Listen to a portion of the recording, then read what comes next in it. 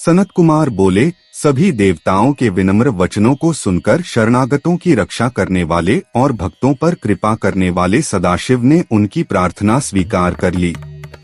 तभी देवी पार्वती अपने दोनों पुत्रों को लेकर वहां पहुंची, जहां भगवान सदाशिव देवताओं के साथ विराजमान थे। देवी को वहां आते देख विष्णु आदि सभी देवता आश्चर्यचकित हो गए और आदर पूर्वक विनम्रता से उन्हें प्रणाम करने लगे। हे मुने, उन्होंने मंगल सूचक जय जयकार किया और देवी के आगमन का कारण न जानकर मौन हो गए।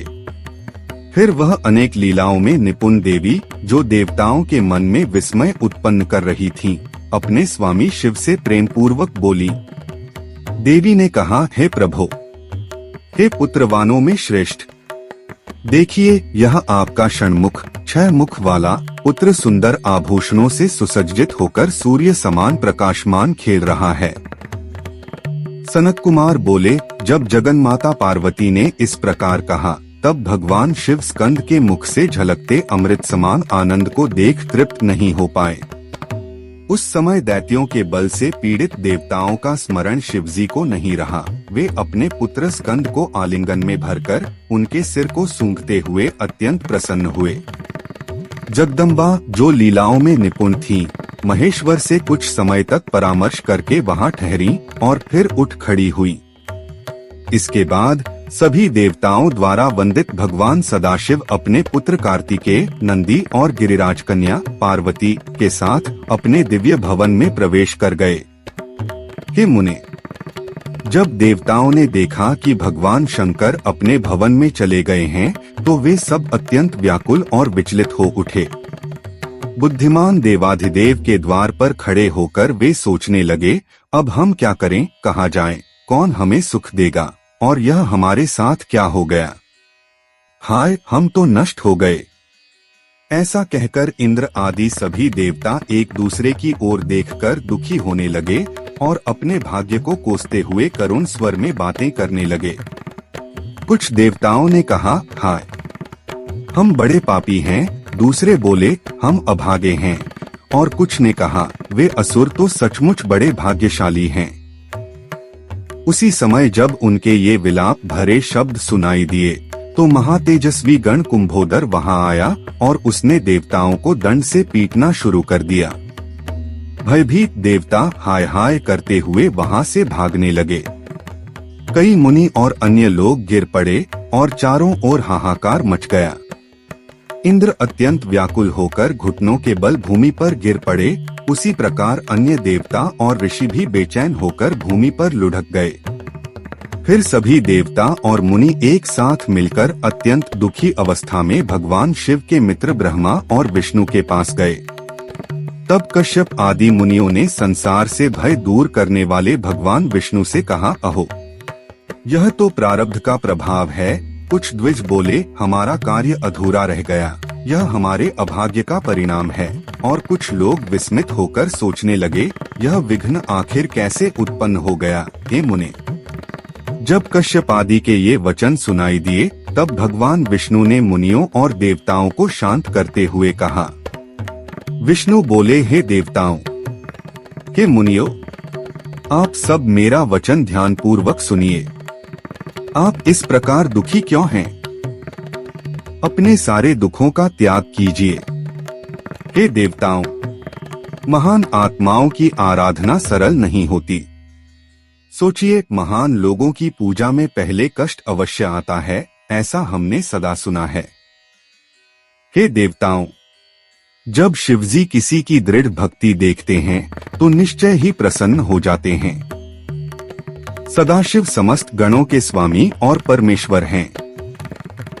आप सब मन में विचार करें, ऐसे प्रभु कैसे तुरंत किसी के वश में हो सकते हैं? इसलिए पहले ओम का उच्चारण करें, फिर नमः, उसके बाद शिवाय, फिर 2 बार शुभं शुभं और 2 बार कुरु कहें। इसके बाद शिवाय नमः और अंत में पुनः ओम जोड़े। इस प्रकार मंत्र होगा, ओम नमः शिवाय शुभं शुभं कुरु कुरु शिवाय नमः ओम। हे देवताओं, यदि आप लोग इस मंत्र का 1 करोड़ बार जप करें तो निश्चय ही शिवजी प्रसन्न होकर आपका कार्य सिद्ध करेंगे। हे मुने, जब सर्वशक्तिमान विष्णु ने ऐसा कहा तो देवता उसी प्रकार से शिव की आराधना करने लगे।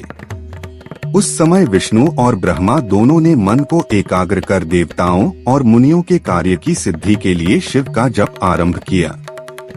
हे श्रेष्ठ मुनि, देवगण धैर्य धारण कर बार बार शिव नाम का उच्चारण करते हुए 1 करोड़ बार मंत्र जप कर वहीं स्थिर हो गए।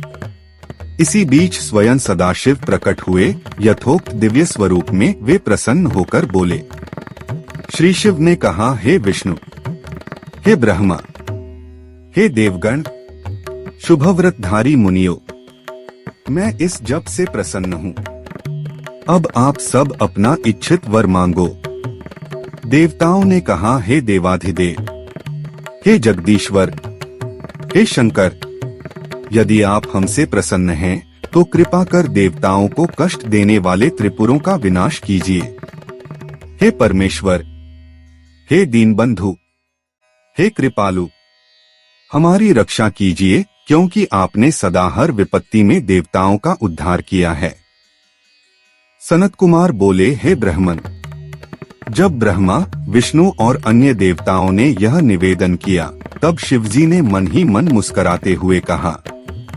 महेश्वर बोले, हे विष्णु, हे ब्रह्मा, हे देवगणों, हे मुनियों, आप सब त्रिपुर का विनाश निश्चित समझकर श्रद्धा के साथ मेरे वचन सुनिए। आपने पहले जो रथ, सारथी, दिव्य धनुष और उत्तम बाण देने का संकल्प किया था उसे अब शीघ्र पूरा करें।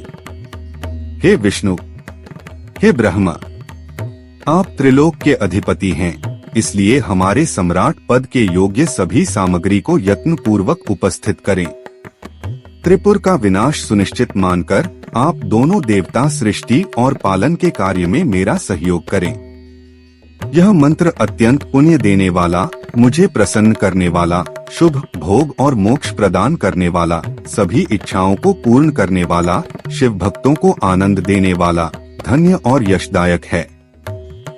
यह आयु बढ़ाता है, स्वर्ग की इच्छा रखने वालों को स्वर्ग देता है और जिनमें इच्छा नहीं रहती उन्हें मुक्ति प्रदान करता है।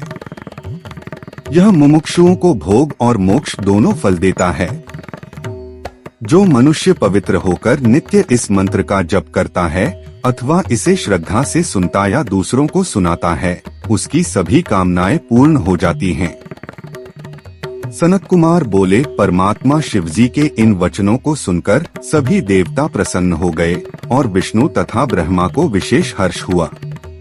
तत्पश्चात शिव की आज्ञा से विश्वकर्मा ने जगत के कल्याण के लिए दिव्य, सर्वदेवमय और अत्यंत सुंदर रथ का निर्माण किया।